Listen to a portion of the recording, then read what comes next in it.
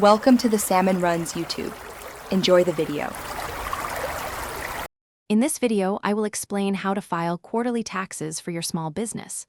Many small business owners, including sole proprietors, partners, and S-corporation shareholders, need to pay estimated taxes throughout the year.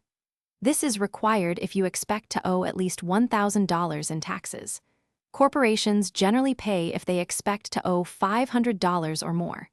These payments cover both your income tax and self-employment taxes. To calculate your estimated tax, you'll need to project your income, deductions, and credits for the entire tax year. Individuals, including sole proprietors and partners, typically use Form 1040-ES for this calculation. Corporations can use the worksheet in Publication 542. It's helpful to use your prior year's tax return as a guide, but remember to adjust your estimates if your financial situation changes. The IRS divides the year into 4 payment periods, each with a specific due date. These are typically April 15th, June 15th, September 15th, and January 15th of the following year. If any of these dates fall on a weekend or holiday, the deadline moves to the next business day.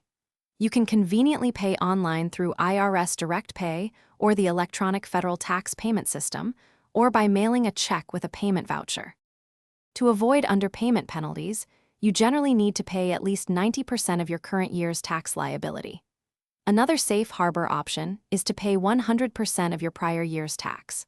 For high-income taxpayers, this increases to 110% of the prior year's tax.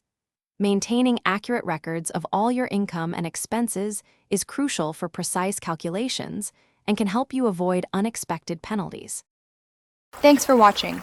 Consider subscribing if we helped you.